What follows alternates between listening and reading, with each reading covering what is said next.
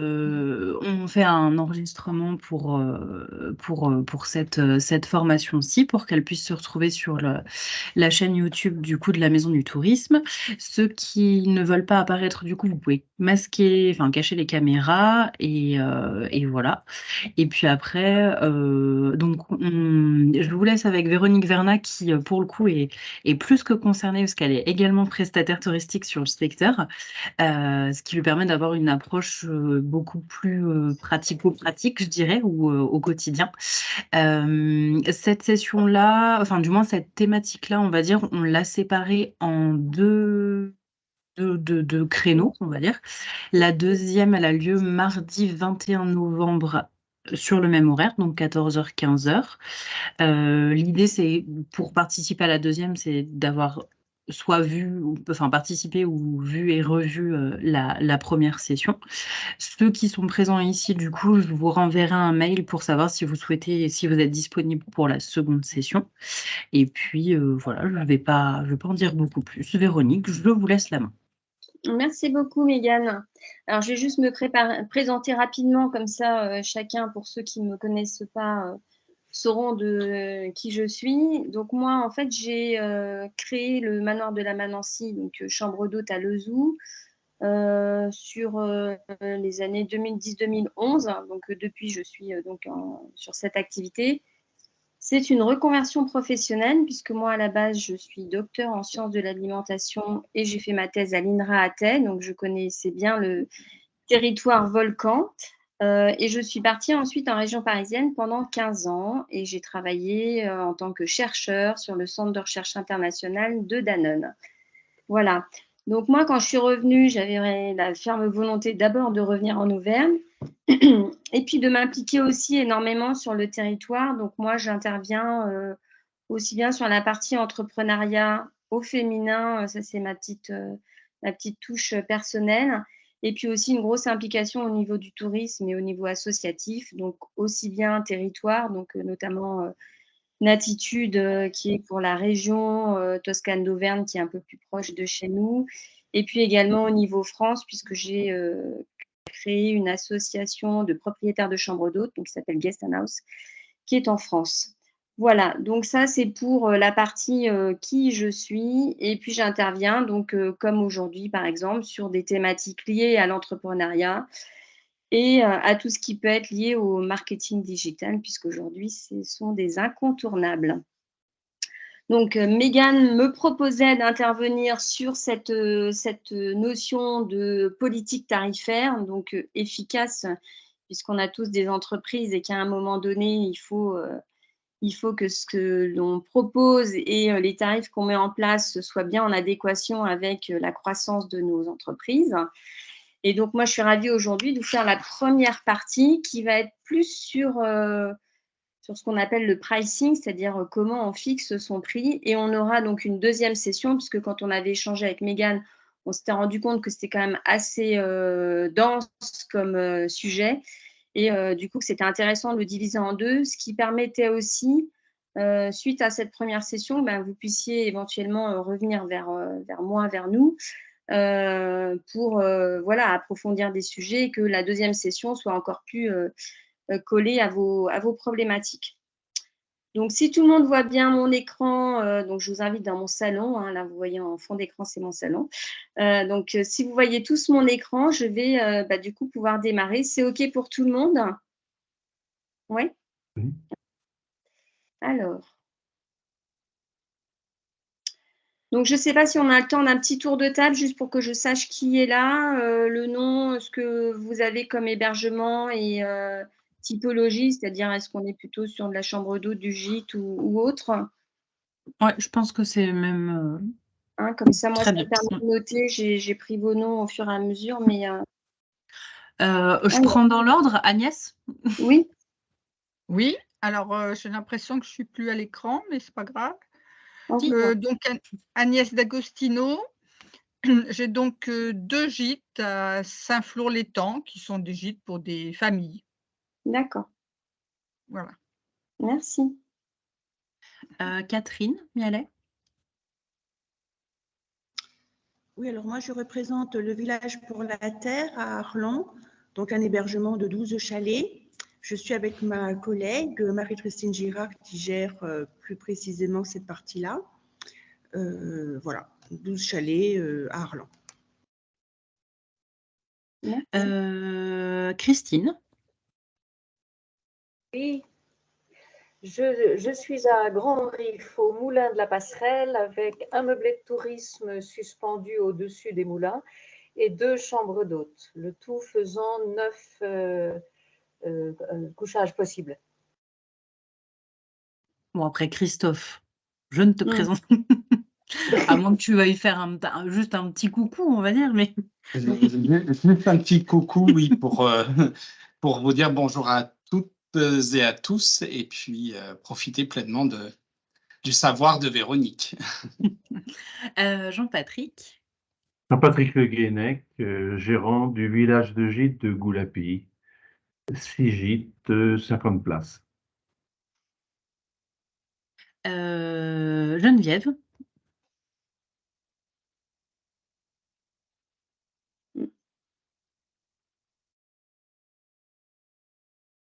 Geneviève, on ne vous entend pas. Le micro n'est pas ouvert.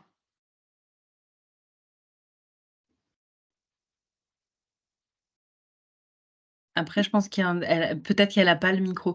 Geneviève, si je ne dis pas de bêtises, ça doit être. C'est un gîte, c'est sûr. Et je crois 4 ou 6 personnes. Je crois 4, il me semble. Et sur le secteur plutôt Arlan, Olive-Radois. D'accord. Et vous, j'allais dire Véronique, mais c'est bon. Ouais.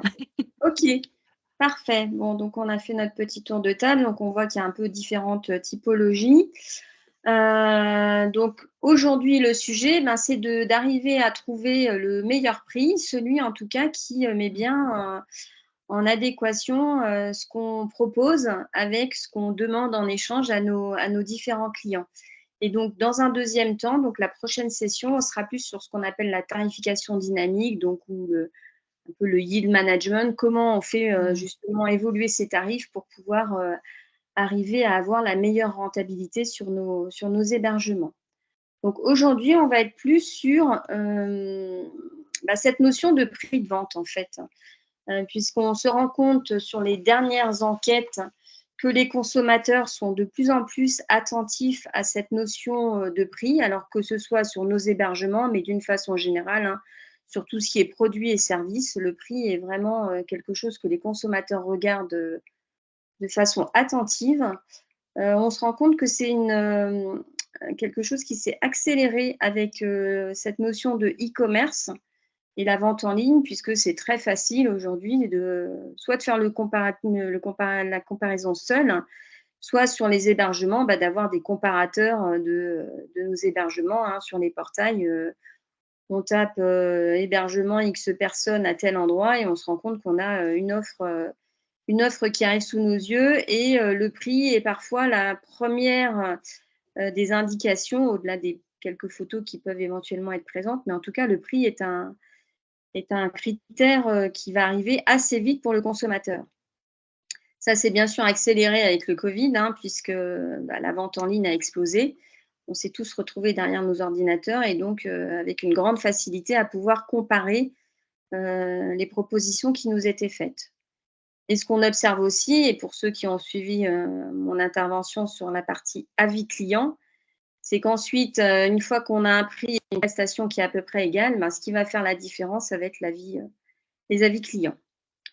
Donc, ce qu'on doit retenir aujourd'hui, c'est que ce prix de vente, en tout cas celui qui va être affiché, ça devient un critère qui est pour certains essentiel et à minima important dans l'acte d'achat. Donc, c'est pour ça que c'est quand même important aussi pour nous et pour nos entreprises de justement fixer le meilleur tarif et avancer et mettre en évidence la meilleure proposition pour les clients de nos hébergements.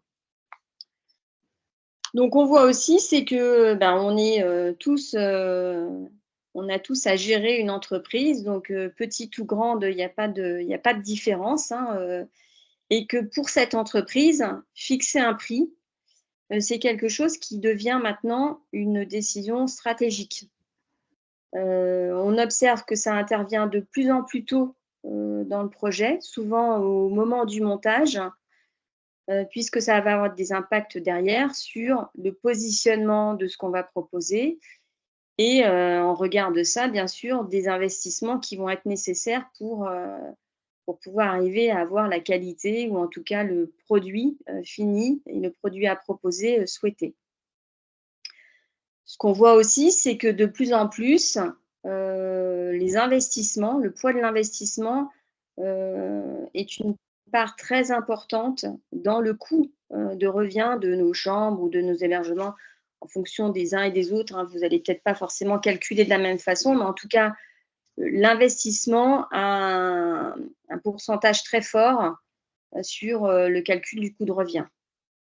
Et puis, ce qu'il faut aussi se dire, c'est que on a pu commencer voilà, il y a 10 ans, il y a 15 ans, il y a 5 ans, mais même parfois il y a 3 ans, et qu'il est important de justement suivre et ajuster nos prix en fonction de l'évolution. Alors, pas seulement de l'inflation ou voilà, un petit peu une augmentation du coût de la vie ou parce qu'on a quelqu'un qui s'est installé à côté et que ça risque de nous siphonner un peu de clientèle, mais réellement de le faire en toute conscience et avec l'ensemble des éléments décisionnels qui vont permettre justement de proposer un prix qui va correspondre et à ce que j'appelle moi un bon prix pour l'entreprise, pour le client et puis bien sûr en cohérence avec le marché. Le juste prix, bien sûr, il est difficile à fixer puisqu'il tient compte d'un certain nombre de contraintes, donc les contraintes internes à l'entreprise, mais également des contraintes externes, et puis à des objectifs pour l'entreprise, hein, et en premier lieu à un objectif de rentabilité. Ce qu'on doit aussi garder en tête, c'est qu'un prix élevé va forcément avoir un impact sur le volume de vente.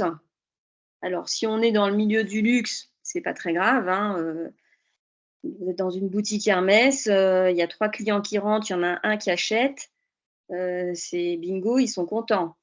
Vous êtes dans un bureau de tabac ou dans une boutique qui vend des bonbons à 20 centimes, il y a plein de clients qui rentrent, tout le monde achète un petit bonbon. À la fin, le volume aura beau être important en termes de nombre de ventes, le chiffre d'affaires et la rentabilité ne seront pas forcément là. Un prix bas qui pourrait attirer un gros volume en termes de nombre de ventes, va lui avoir un impact sur le chiffre d'affaires, bien sûr, qui pourrait ne pas décoller si on n'a pas un bon équilibre entre je vends suffisamment à un prix bas. Et puis, ça peut aussi influencer sur ce qu'on appelle la valeur perçue du produit. Alors, n'hésitez pas non plus à m'interrompre, hein, je veux que ce soit aussi un minimum interactif. S'il y a des choses qui ne sont pas claires ou des choses qui ne sont pas forcément évidentes pour vous à transposer ou voilà, à intégrer, je serais ravie de pouvoir vous répondre. J'ai fait en sorte de ne pas avoir trop de slides pour qu'on ait justement du temps pour de l'échange. Et vous pouvez préciser justement la valeur, ça y est, j'ai déjà oublié le terme que vous venez de prononcer. La valeur perçue? Voilà. Alors, la valeur perçue, c'est pour quelqu'un qui ne vous connaît pas, qui n'a pas utilisé votre produit ou qui n'est pas venu dans votre hébergement, selon lui, qu'est-ce qu'il perçoit en termes de qualité, de valeur et selon lui, a priori, qu'est-ce qu'il mettrait comme budget dans ce que vous allez lui proposer. D'accord. On va se rendre compte que cette valeur perçue, elle va forcément influencer fortement le consommateur, hein.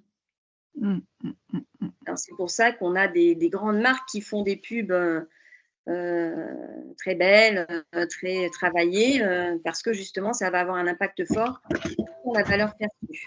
Ah, ça sonne fort. Est-ce que c'est vraiment... dans ce cas-là, pardon Véronique, est-ce que c'est dans ce cas-là la valeur perçue est considérée comme subjective? Elle est très souvent subjective, oui. D'accord. On peut lui apporter des éléments On peut lui apporter des éléments un petit peu plus objectifs, du style les classements ou des notions comme ça de, oui, je pense de classement, de qualité des images, mais malgré tout, ça reste subjectif. La psychologie va vraiment avoir un impact fort sur la valeur perçue.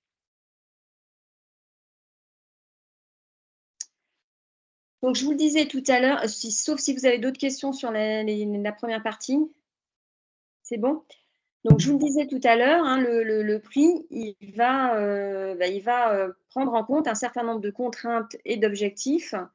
Donc, les contraintes internes de l'entreprise, donc en l'occurrence de vous tous ici autour de la table virtuelle, ça va être en premier lieu bien, tout ce qui concerne le financement et les investissements qui ont été nécessaires à la création des hébergements. Ça va être bien sûr tout ce qui est lié à l'exploitation, hein, les charges d'exploitation, et puis à votre objectif de profit. Donc tout ça, ça nous permet en première intention de quantifier un objectif de chiffre d'affaires minimum par an. Et ça prend en compte le prix, le fameux prix à bien positionner, le nombre de chambres ou le nombre d'hébergements qu'on va commercialiser, le nombre de jours d'ouverture et puis le fameux taux d'occupation. Donc là, on se rend compte qu'il y a des critères sur lesquels on va pouvoir agir directement. Voilà, fixer un prix, c'est nous qui pouvons le définir seuls. Le nombre de chambres ou d'hébergements, souvent, il y a aussi une contrainte de bâtiment ou une contrainte d'investissement qui va quand même intervenir.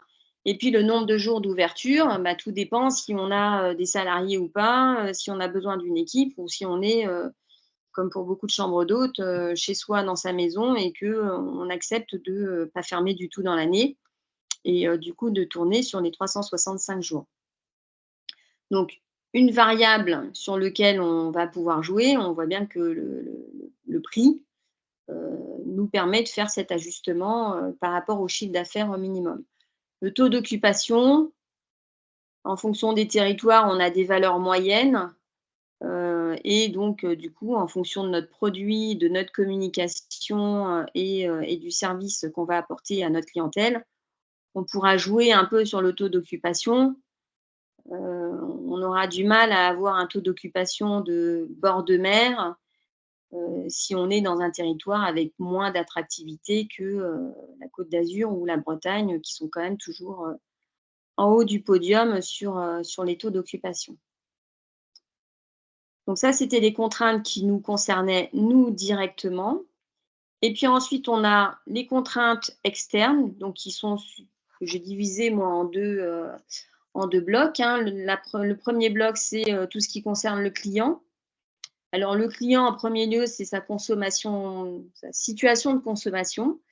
Est-ce qu'il est 6 mois avant son souhait de partir en vacances, qu'il a largement le temps de faire de la comparaison et du coup de prendre le temps, ou bien est-ce qu'il est un peu pris à la gorge, il faut absolument qu'il fasse partir sa petite famille en vacances, il s'en est pas occupé, on est à 6 jours du départ, les congés sont bloqués chez l'employeur et puis là, il va être un petit peu plus pressé par le temps et donc le rationnel aura moins de temps et sera moins important dans la décision que peut-être l'émotionnel. On va aussi avoir, bien sûr, en fonction de la niche et de la cible qu'on a, on va avoir la notion de pouvoir d'achat et donc son acceptation à payer ou pas un certain montant pour un contexte de voyage. Hein, on ne dépensera pas la même chose pour s'arrêter sur la route que pour partir en voyage de noces ou pour un événement particulier. Et puis là, on voit intervenir cette fameuse valeur perçue, donc l'émotionnel à 100%. Alors au travers des photos, au travers d'une marque, au travers d'une évaluation sur des sites d'avis clients, voilà, une classification où là, tout d'un coup, on peut avoir un déclenchement d'achat juste parce que les photos étaient belles, qu'on était dans une classe de tarifs qui correspondait à la personne qui est en face de son écran. Et puis, que voilà, on tape avec les bons mots sur la sensibilité de la personne qui est en face de nous et la personne a absolument envie d'acheter chez nous. À côté de ça, on a les contraintes externes de nos concurrents. Alors moi, j'aime pas trop ce terme de concurrence parce que c'est toujours un peu péjoratif, je trouve, mais il n'empêche qu'au moment où le client doit choisir, il y a un champ des possibles et dans ce champ des possibles, on n'est pas tout seul. Parfois, on est tout seul, donc ça, c'est pratique. Mais on n'est souvent pas tout seul. Donc, ce concurrent, il arrive avec une certaine notoriété sur le marché. Il a ses contraintes propres, hein, les mêmes que celles qu'on avait, nous, au tout début, c'est-à-dire financement, les charges, ses objectifs de profit. Il a aussi une qualité ou en tout cas un service rendu qui peuvent être un petit peu différents de ce qu'on va proposer. Et donc tout ça, ça induit pour lui une notion de valeur perçue sur son produit qui va être aussi différent. Donc tout ça se retrouve sur le marché.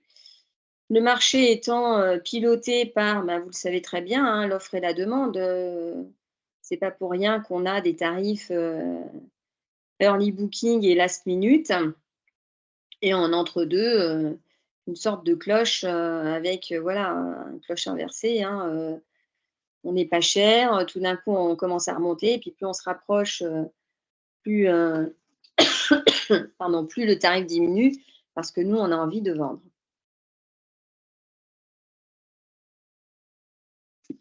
Donc ça définit le prix.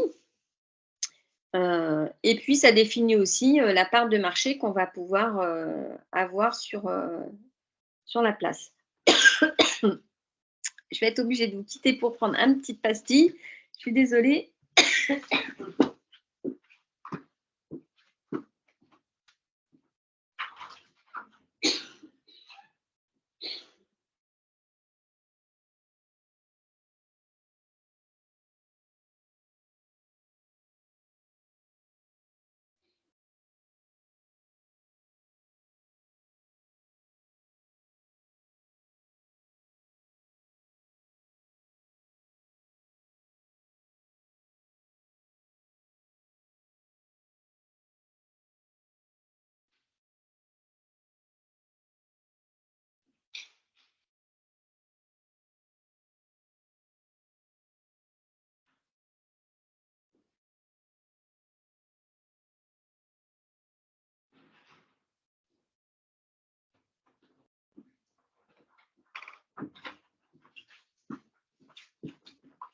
Désolée.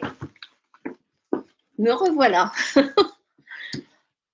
Donc, je disais, tout ça se retrouve donc sur le marché avec, en fonction de votre prix et de ce que vous proposez comme produit, une partie de ce marché à vous partager avec la concurrence. Donc aujourd'hui, ce que je voulais vous présenter, c'était les 4 principales méthodes pour fixer ses prix. C'est celles qui sont, on va dire, le plus utilisées. Donc là, on est dans le…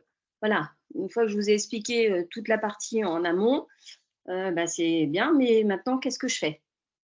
Donc, on a 4 méthodes qui reviennent assez souvent. Je les détaillerai tout à l'heure.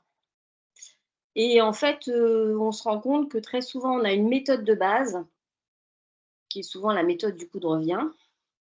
Et puis ensuite, on fait des petits ajustements sur les 3 autres. C'est-à-dire qu'on prend la méthode du coût de revient pour un peu se donner une fourchette de tarifs et on ajuste avec les 3 autres. Donc, première méthode, coût de revient. Deuxième méthode, je me compare à la concurrence, donc benchmark concurrence. Troisième méthode, j'ai un produit et je le compare à une norme pour ce produit. Donc, voilà, j'ai un hébergement pour 4 personnes ou j'ai une chambre pour 2 personnes sur tel territoire. Et puis après, on a une méthode qui est un petit peu plus complexe et qui s'articule en plusieurs étapes, qui est la méthode du prix psychologique, donc qu'on subit nous en tant que consommateurs au quotidien. Parfois, on s'en rend même plus compte, hein.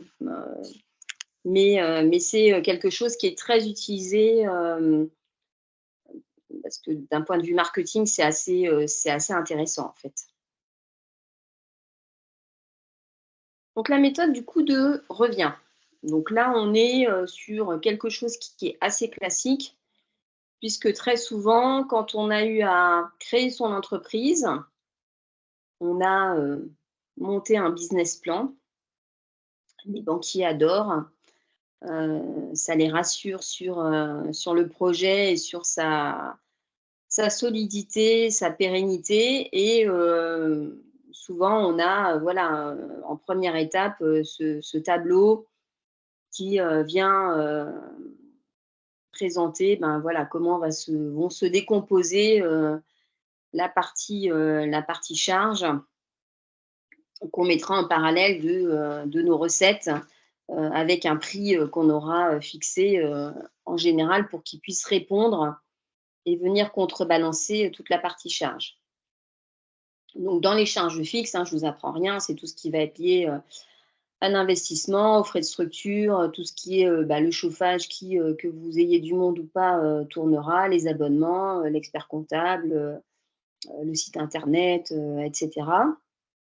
Et puis après, on a les charges de fonctionnement qui sont celles où, a priori, normalement, hein, quand on ferme la boutique, on devrait être à 0 ou en tout cas très faible sur cette partie-là.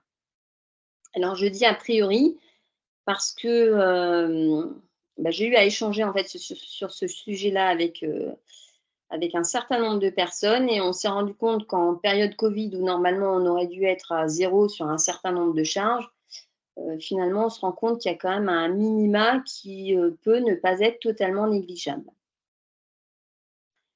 Et puis, une fois qu'on a ce coût de revient, il y a quand même à ajouter la marge qu'on souhaiterait faire, parce qu'on n'est pas une association à but non lucratif et on a besoin de dégager de la rentabilité pour pouvoir faire de nouveaux investissements, pour voilà, avoir un minimum de profit sur le projet, pouvoir pérenniser justement nos entreprises, hein, un peu de mou pour de la formation, pour voilà, ce qui fait l'essence même d'une entreprise. Et on peut, dans certains cas, notamment quand on n'a pas d'obligation de parité tarifaire, on peut, dans certains cas, intégrer également dans notre prix de vente les commissions. Je ne sais pas si certains d'entre vous sont sur Booking. Jusqu'à un certain nombre d'années, on était obligé d'afficher le même tarif sur nos sites internet et sur Booking. Aujourd'hui, personne ne nous empêche de mettre 15-20% ou 15-20 € de plus sur ces plateformes de vente.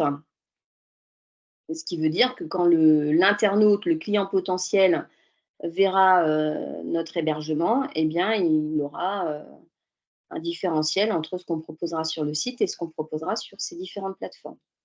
Ce qui peut être aussi un argumentaire de vente fort pour de la réservation en direct via nos sites. Et aujourd'hui, et là je ferai un peu de pub pour Christophe hein, et les systèmes et Open System, hein, c'est quand même qu'on est avec une possibilité de faire de la vente en ligne sans aucun problème, ce qui était avant quand même relativement compliqué, ce qui avait aussi un coût. Il y a quand même pas mal de systèmes de vente en ligne qui sont coûteux. Là, on a moyen, j'allais dire, de batailler et de se mettre en vente au même niveau, en tout cas pour l'internaute, si on a bien fait toute la partie référencement sur son site. Il n'y a pas de raison qu'on ne puisse pas vendre en direct.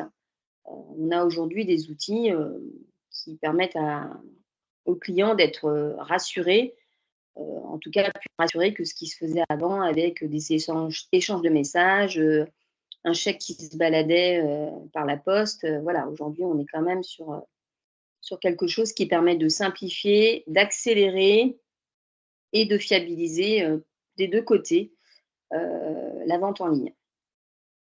Donc, comme je vous le disais, cette méthode-là, elle est souvent utiliser parce que finalement, on a fait l'exercice et que on se dit finalement, j'ai fait l'exercice, c'est bien, je vais me servir de ça pour fixer mes tarifs.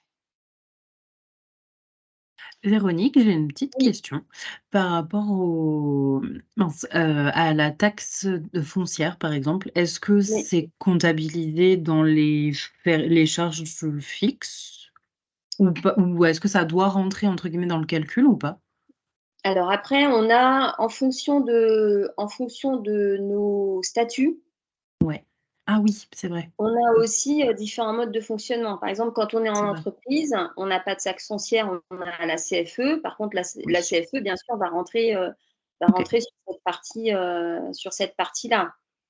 Quand on est sur, un statut, de loueur de meublés non professionnel, là, du coup, effectivement, on sera sur du foncier, OK. Oui, à c'est vrai, titre, j'avais pas pensé aux voilà. différents, oui, c'est vrai. Ce OK, ce tab merci. ce tableau, en fait, de coût de revient, il va être un peu différent en fonction de nos situations personnelles Mmh, et mmh, mmh, mmh. de la façon dont on exploite l'hébergement. Oui. OK, très bien, merci. Donc la méthode de la comparaison à la concurrence. Alors ça, c'est une méthode, qui est, souvent proposée quand vous êtes sur certains, sites. Vous avez alors je crois que c'était Trivago qui proposait ça, il me semble. Vous avez, un petit tableau qui vous dit par rapport aux 3-4 hébergements qui sont alentours. Alors souvent, vous n'avez pas toujours la possibilité de tous les choisir et qui vous positionne. Alors vous, vous êtes un peu plus cher, vous êtes un peu moins cher, vous avez eu tant d'avis, vous avez, sur certains comparateurs, on a quelque chose qui pourrait se rapprocher de cette méthode. Alors, en général, ce qu'on fait, c'est que, voilà, on arrive sur un territoire, on a envie d'implanter, quelque chose où on est déjà présent sur un territoire. On va aller regarder, ce qui existe à proximité, hein, ce qui pourrait intéresser le même type de clientèle que celle qu'on va cibler. Donc on fait des rayons, ceux qui sont très proches, ceux qui sont un peu moins proches. Donc en général, on fait, 3 cercles. Alors, j'ai tendance à dire, 1er cercle à 10-15 kilomètres, 2e cercle, on est à une trentaine, quarantaine et puis après, au-delà de 45 kilomètres. Alors si vous avez un truc exceptionnel à 45 kilomètres, c'est possible que les gens, se disent: «Bah non, moi je veux absolument aller à tel endroit». Si vous avez un produit, qui est moins, comment dire? Moins, attractif, le 45 va avoir moins d'impact sur vous, votre tarif. Ensuite, vous allez regarder toute la partie, qui est relative à l'expérience. Est-ce qu'ils sont là depuis très longtemps ou pas? Est-ce que c'est des nouveaux? Voilà, quelle est leur antériorité et quel est aussi leur maillage, sur le territoire, hein, en termes de personnes qui ont déjà eu l'habitude d'aller chez eux, qui, éventuellement peuvent les recommander s'ils ont une clientèle professionnelle, par exemple. Voilà, de voir, un peu comment ils sont positionnés. Ensuite, il y a tout ce qui a trait à la notoriété et la réputation. Donc, les avis clients sont un bon moyen, bien sûr, d'aller regarder, ce qu'il en est. Alors, pas seulement avec le nombre d'étoiles, mais aussi avec le nombre d'avis, hein. Quelqu'un qui a 5 étoiles mais 3 avis, aura forcément, moins d'impact que quelqu'un qui a même un 4 avec, 397 avis ou, 1097. Enfin bon, regardez aussi le nombre d'avis. Et puis ensuite, on a, tout ce qui est lié à proprement parler au produit, la typologie.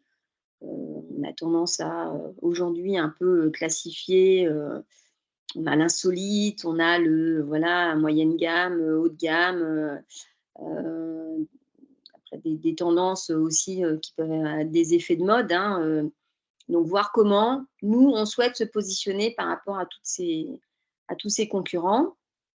Moi, je trouve que personnellement, c'est une méthode qui est un petit peu compliquée, parce qu'on se rend compte qu'on accède à certaines informations, si on n'a pas été sur place. Après, je trouve qu'il y a des éléments, qui ne sont pas toujours évidents à évaluer uniquement sur Internet parce qu'on a des personnes qui peuvent être très bien implantées mais qui n'ont pas fait de gros efforts sur le web et du coup, on n'a pas l'info. Et puis parfois, on n'a pas de réelle concurrence.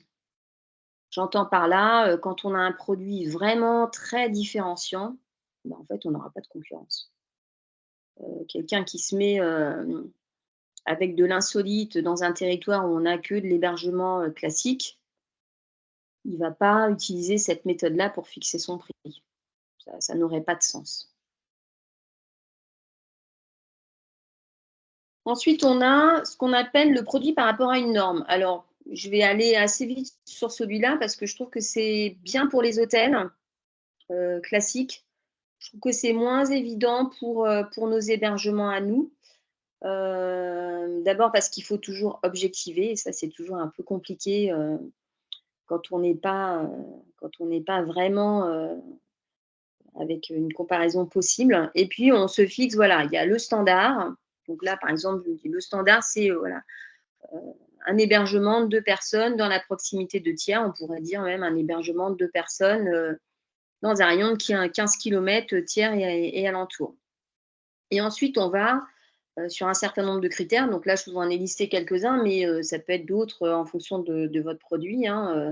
Donc, on va aller regarder l'emplacement, la surface, est-ce que ça a du cachet ou pas par rapport à chez moi, il y a un jardin, il n'y a pas de jardin, le type de décoration, est-ce qu'il y a une qualité particulière sur la literie, le site internet, sa réputation, le type de salle de bain, il y a des douches, il n'y a pas de douche, il y a une baignoire, c'est une salle de bain partagée, parking, Wi-Fi, restaurant ou pas, est-ce que c'est un restaurant gastronomique ou bien un petit bistrot ou bien pas du tout et des bocaux à réchauffer dans un micro-ondes. Et puis, il y a un petit déjeuner, inclus, pas inclus, sous forme de panier, etc. Donc, on essaye de construire par rapport à ce qu'on a soi un certain nombre de critères.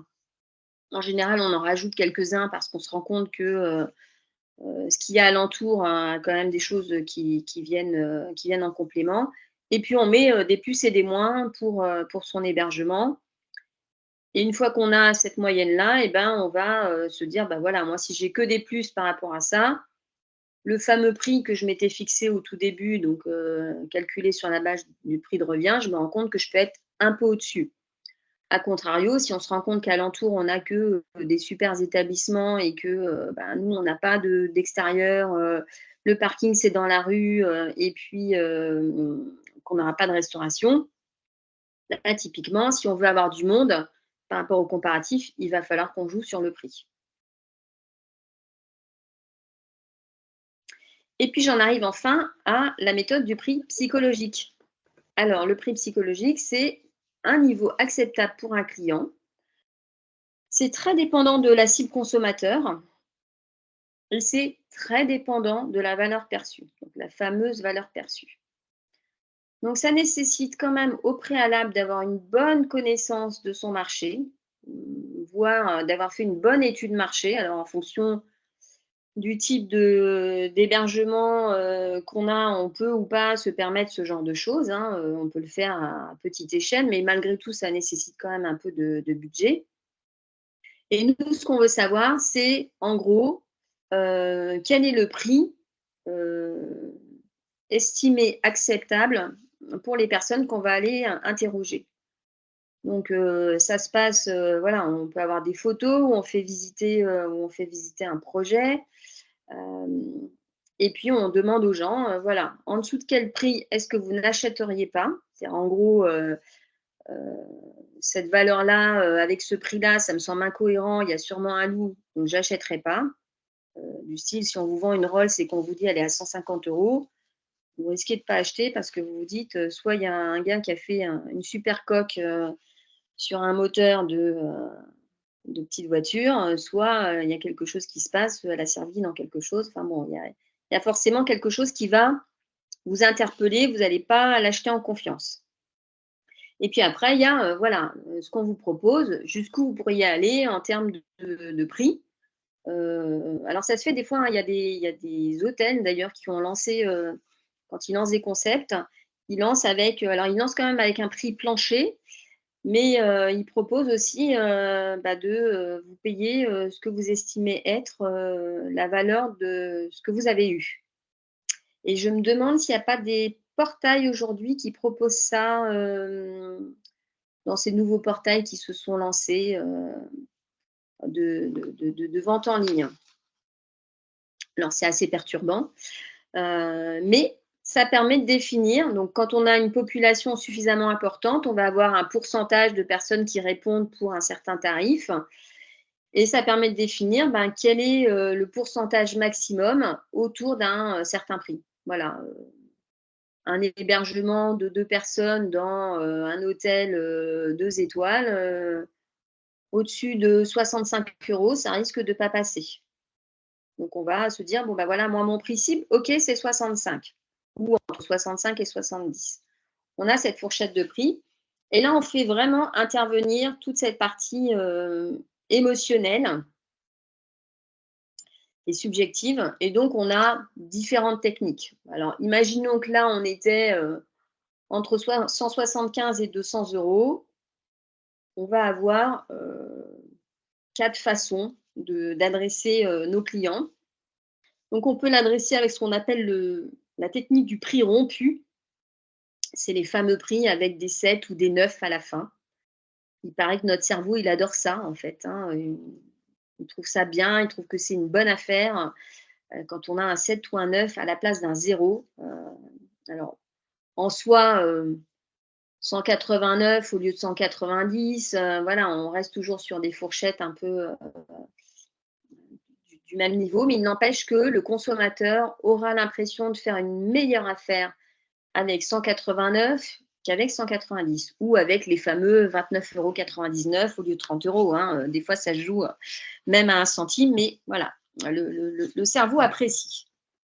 Après, on a ce qu'on appelle le prix rond. Alors, c'est totalement l'opposé. Le prix rond, il est, si c'est rond, on n'a pas besoin de réfléchir à la bonne affaire et émotionnellement, on est dans une dynamique de c'est quelque chose de prestigieux, c'est du luxe. Donc, d'un côté, on a je veux faire une bonne affaire. De l'autre côté, on a je veux faire partie de ces gens qui sont dans une communauté luxe et prestige. Le prix rond va attirer. Et vous regarderez, il y a plein d'exemples comme ça. Je reprenais les magasins de produits de luxe. Très souvent, en fait, ils ne s'embêtent pas avec du 29,95 € ou 189 €. C'est 200 €, c'est 250. Personne ne se pose la question. Après, vous avez ce qu'on appelle le prix d'ancrage. Alors là, c'est un petit peu plus subtil, c'est-à-dire qu'on a calculé un prix qui était plutôt un prix élevé au départ. Mais finalement, les prix de vente que vous allez avoir en termes d'accessibilité client, ce sont toujours des prix de vente plus bas. Alors ça, on l'observe dans les hôtels, sur les hôtels haut de gamme. Vous avez souvent au dos de la porte le tarif de la chambre. Et en fait, vous vous rendez compte que vous n'avez jamais payé ce tarif-là. Alors, c'est du marketing. Après, on vous le présente, c'est parce que c'est un prix de lancement, ou c'est parce que c'est le dimanche soir, ou c'est parce que c'est une offre sur le mois machin et qu'on a envie de favoriser les voyages. C'est un prix stop à l'inflation. En tout cas, très souvent, ce tarif-là n'a jamais été vendu, en fait. Mais, encore une fois, le client, il se dit, quand il arrive dans sa chambre, qu'il ferme la porte et qu'il se rend compte que la chambre qu'il a payée 150 €, finalement, elle est affichée à 275 sur la porte, il est content, il a fait une super affaire et d'ailleurs, il va en parler à ses copains. Donc là, c'est tout bénef. Vous pouvez être sûr que par l'effet du bouche à oreille, vous aurez des gens qui vont venir. Et puis la quatrième technique, c'est la technique des prix différents. Là, c'est vraiment la technique des opérateurs de téléphonie par excellence. C'est les fameux 3 niveaux d'offres, un peu différents. Donc, vous avez l'entrée de gamme, le truc avec un petit peu plus de services, et puis le premium. Et en fait, ce qu'il faut savoir, c'est que l'offre que ces entreprises veulent vendre, c'est l'offre du milieu, c'est-à-dire que c'est votre tarif cible. Donc, misez bien sur le bon tarif cible quand vous voulez utiliser cette technique. Moi, je vois souvent des gens qui ont un tarif cible qui finalement est le premier niveau d'offre. Et puis, ils font de l'upgrade sur celui-là. Et en fait, ils sont toujours surpris parce que ça ne correspond pas à ce qu'ils souhaitaient vendre. Donc, nous, on est sur l'offre du milieu. Le consommateur, il se dit, bon, celle entrée de gamme, je ne la prends pas. Il faut quand même voir que quand on achète, à chaque fois, c'est un mécanisme d'appartenance ou non à une communauté. Donc, quand on achète l'entrée de gamme, et ben, quelque part, notre cerveau, il se dit, quand même, je mérite un peu mieux que ça. Et en même temps, quand on est sur le tarif premium, il se dit, ouais, mais quand même, là, c'est un peu too much, c'est un peu déraisonnable. Donc, je vais me positionner sur le prix du milieu qui, pour le consommateur et pour nos cerveaux, avec ce mélange émotionnel et raison, va se dire finalement, cette offre du milieu, c'est quand même un bon équilibre entre la valeur du produit et puis le prix que je vais payer. Je ne sais pas si vous êtes sensible à ce genre de choses quand vous achetez, mais c'est assez amusant de voir les études marketing sur ce sujet. Et du coup, j'ai fini de dérouler mes différentes techniques. Et moi, ça m'intéresse maintenant de savoir, vous, comment est-ce que vous avez fait pour calculer vos prix? Est-ce que, comme je vous le disais au tout départ, vous les avez fait évoluer depuis vos débuts, un petit peu ou pas trop? Selon quels critères d'ailleurs, hein, parfois c'est, voilà, j'avais un produit, maintenant il est un peu vieillissant, donc j'essaye de faire des prix attractifs.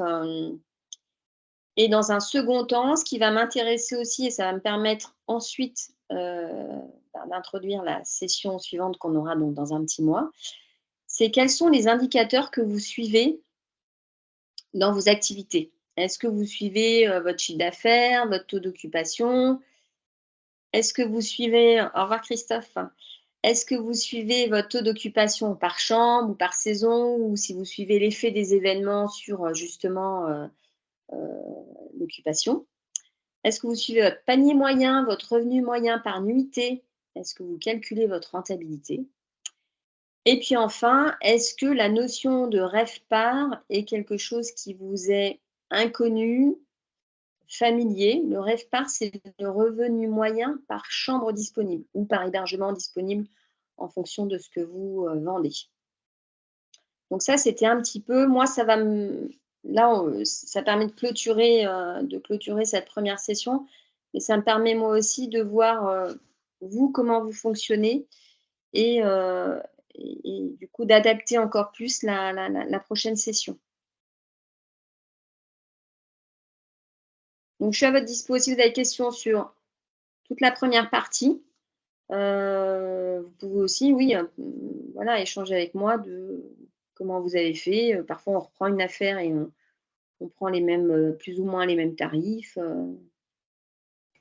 Alors moi, je veux bien déjà poser une question entre la deuxième et la troisième, Technique. Technique, oui.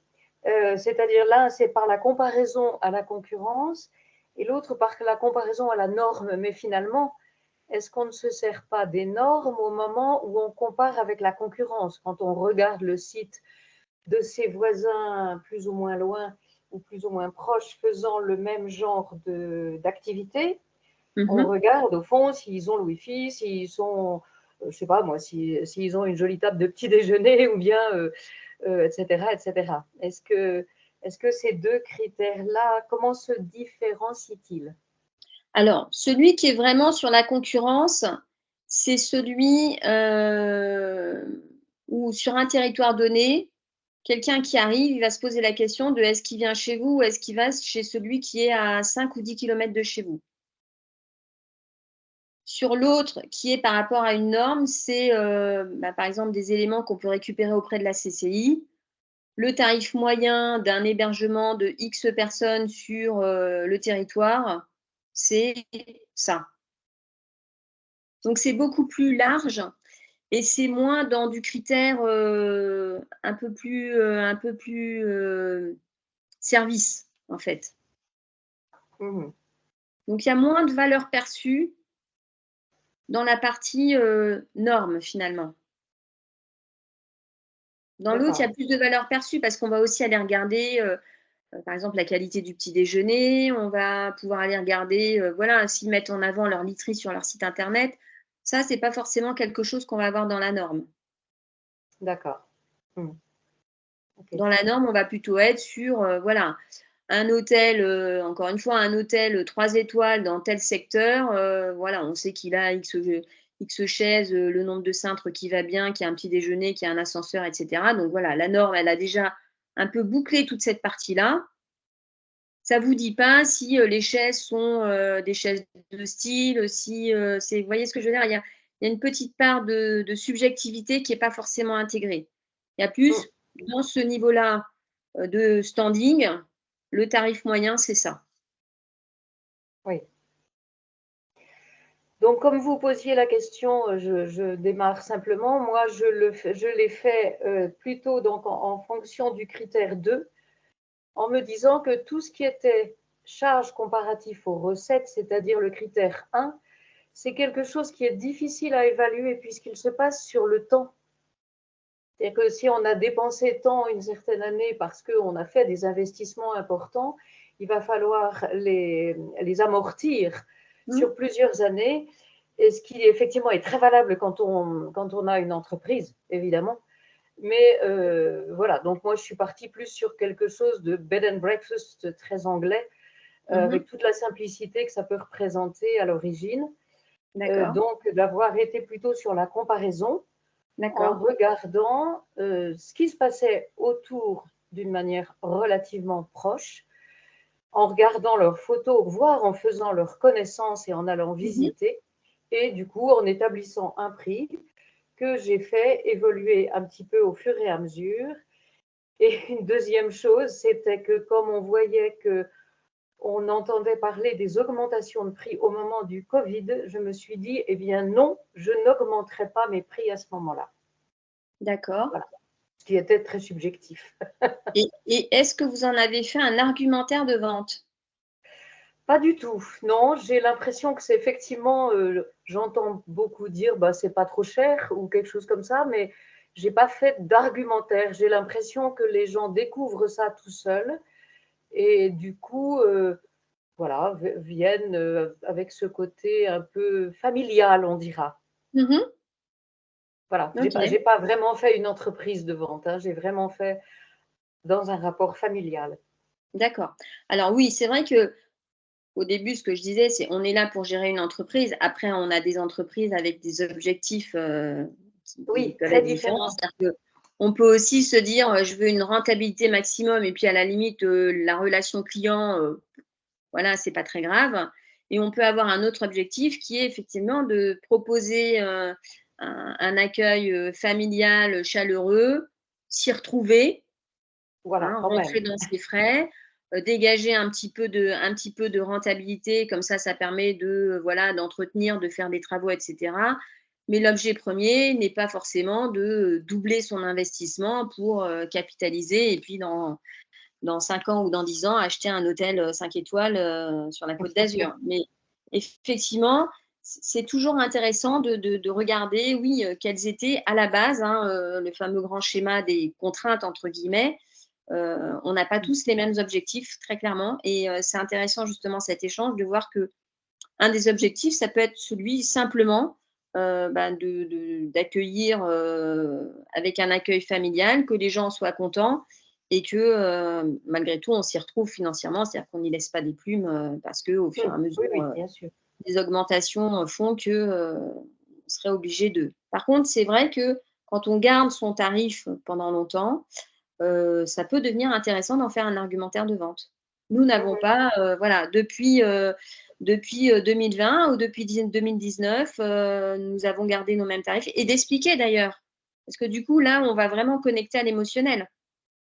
La personne qui sait que vous avez eu une vraie démarche de maintien du tarif pour permettre à un plus grand nombre de partir en vacances ou voilà, pour être, j'allais dire, solidaire des difficultés qu'il peut y avoir et de la baisse du pouvoir d'achat.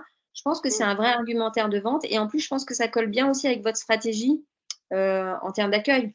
Ce côté justement familial, un peu, voilà, on est un peu tous dans le même bateau, on peut partager des valeurs communes.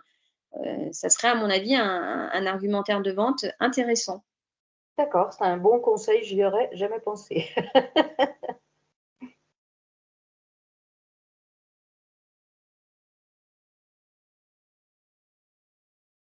Alors,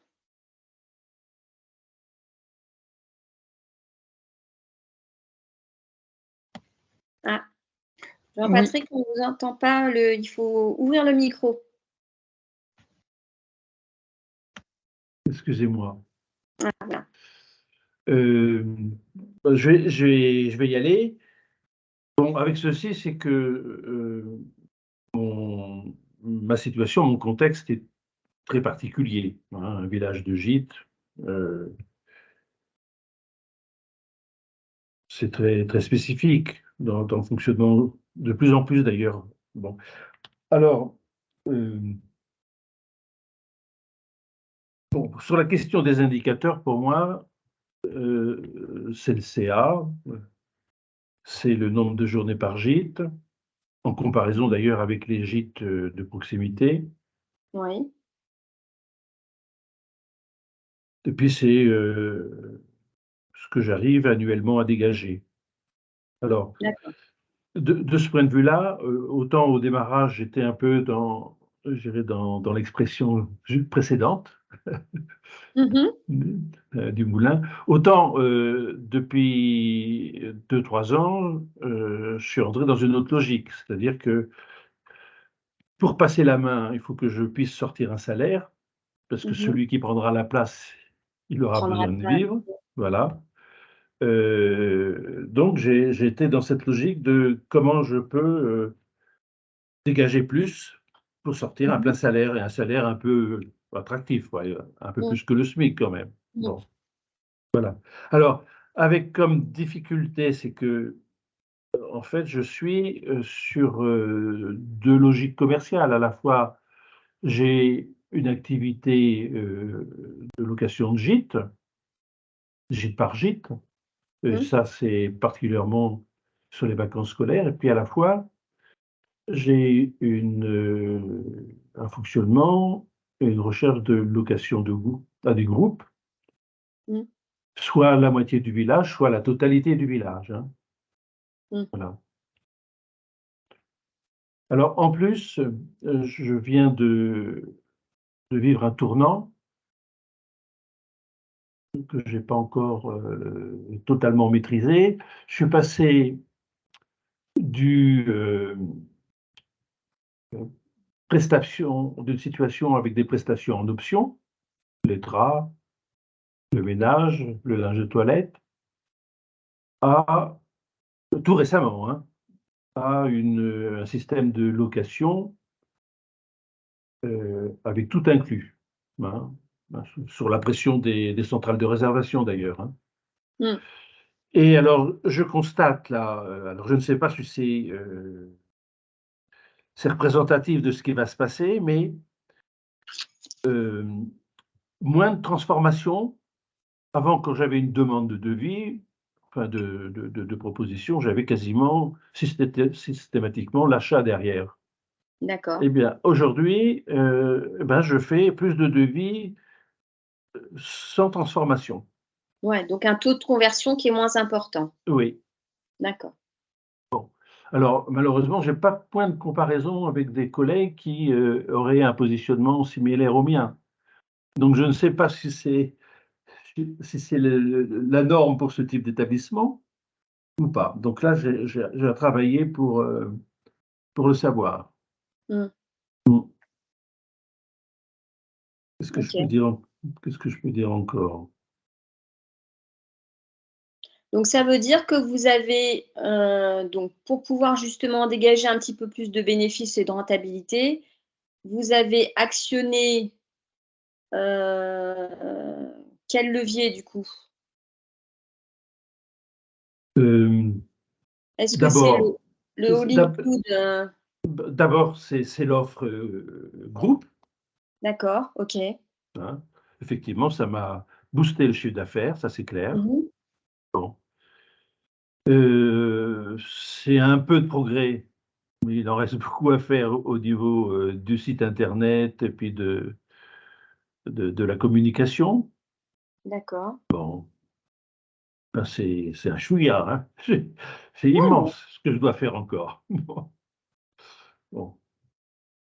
Je compte sur la personne qui va me rejoindre prochainement. ok. Donc tout ça, typiquement, alors c'est vrai que la réservation groupée, et ça c'est bien parce que du coup vous introduisez la prochaine session. C'est vrai que la façon dont on commercialise, voilà, cette notion de tout inclus, de les réservations groupées qui peuvent être des privatisations quand on est sur des Oui, hébergements moins oui, importants. C'est vrai qu'on dégage tout de suite, même si on travaille un peu plus le prix, même si parfois on abat un peu son prix, comme on a une meilleure occupation de l'ensemble de l'hébergement, hein, et c'est le fameux rêve-part quelque part, on se rend compte à la fin que c'est plus intéressant d'avoir une privatisation, même avec 15% de réduc, que de faire par-ci par-là, je parle en tant que chambre d'hôte, hein, une réservation plein pot, mais qui aurait une occurrence moins importante. Donc ça, c'est bien comme driver.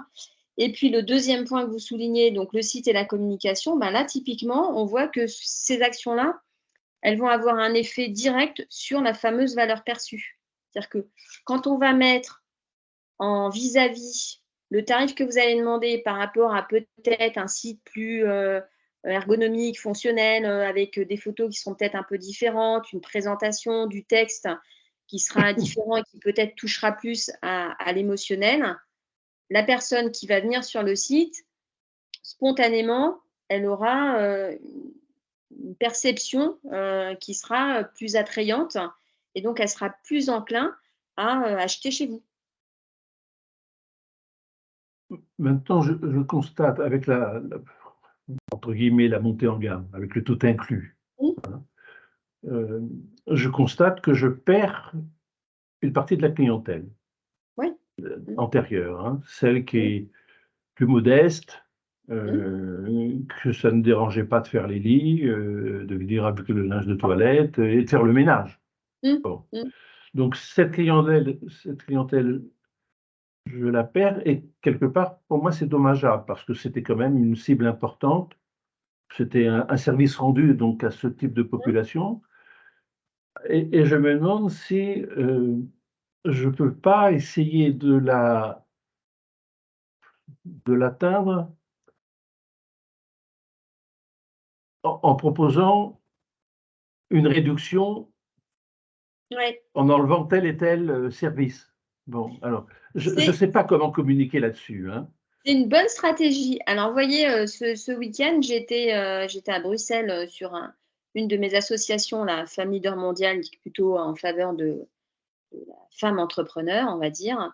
On avait un événement dans un Sofitel. Sofitel, on est quand même sur du 5 étoiles. Hein. Eh bien, pour récompenser les personnes qui ne souhaitaient pas le ménage tous les jours, hein, donc on avait un petit panneau à mettre sur la porte, hein, et pour récompenser en fait les personnes qui ne souhaitaient pas le ménage tous les jours, on avait droit à un certain nombre de points bonus quand vous êtes membre, dans leur programme membre. Euh, Visiblement, parce que je discutais avec la personne, ça marche très bien. Donc, il y a un vrai geste, bon là, en faveur de l'écologie, mais enfin avant tout en faveur des économies pour l'établissement. Eh ben, il y a une récompense. Et ça, vous voyez, ça se fait même dans un hôtel 5 étoiles. Donc, je veux dire, on peut le faire à tous les niveaux. D'accord. Mais effectivement, comme tout à l'heure pour Christine, je pense qu'à partir du moment où on a une action, où on propose justement tout le monde s'attend à avoir du tout inclus. Hein. C'est vrai que c'est de plus en plus. Et sur les plateformes, maintenant, on nous demande, il faut que dès le départ, la personne elle sache ce qu'elle va payer. Hein. C'est comme pour les voitures. Hein. Vous n'aimez pas acheter une voiture et puis que dès que vous commencez à mettre un rétroviseur et je ne sais pas quoi, que de toute façon, vous devez avoir, tout d'un coup, la voiture qui n'était pas chère, elle devient x2. Et ben, dans l'autre sens, je pense que c'est quelque chose effectivement à mettre en avant. Je pense que c'est une bonne idée. Mmh. Ok, à travailler. Ouais, c'est ça. Alors je ne sais pas si, Geneviève ou Agnès veulent nous partager leur façon de fonctionner. Alors écoutez, moi je suis sûrement pas un exemple, mais la façon que j'ai eue pour, au départ, déjà trouver le prix, Mmh.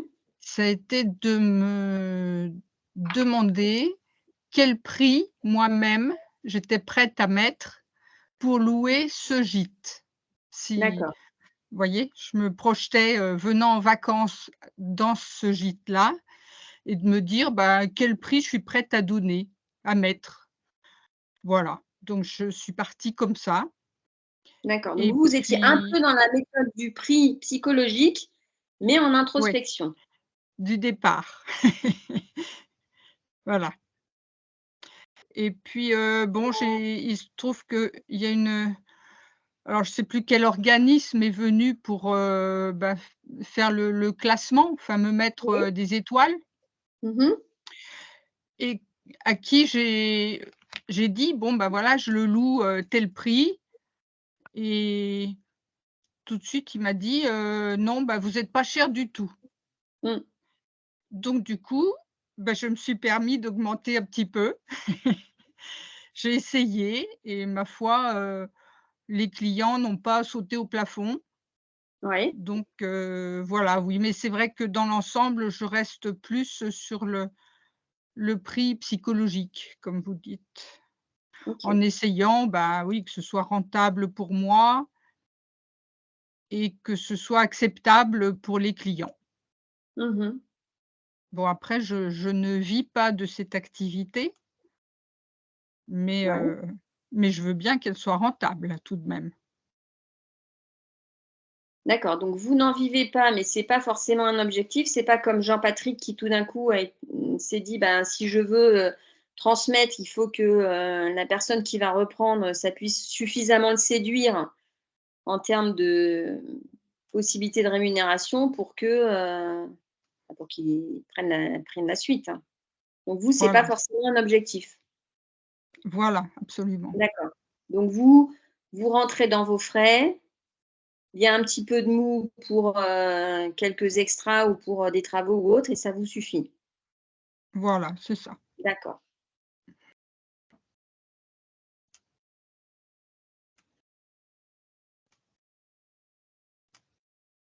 d'accord. Du coup, je ne sais pas si Geneviève peut parler ou pas. Si elle ne peut pas, après on peut peut-être, non, dans la conversation non plus.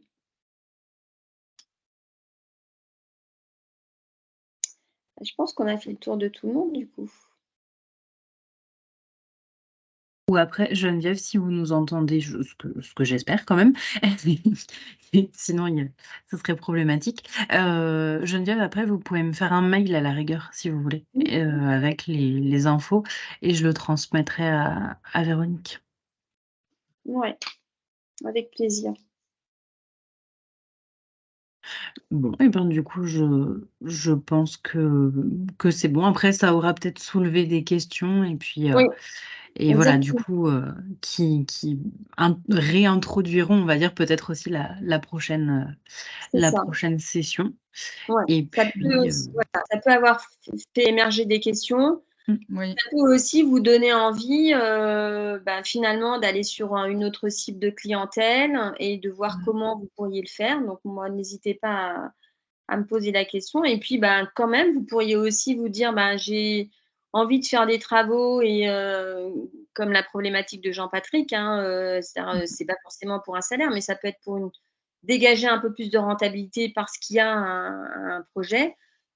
Ça peut aussi ça peut aussi se gérer, assez facilement en fait, hein.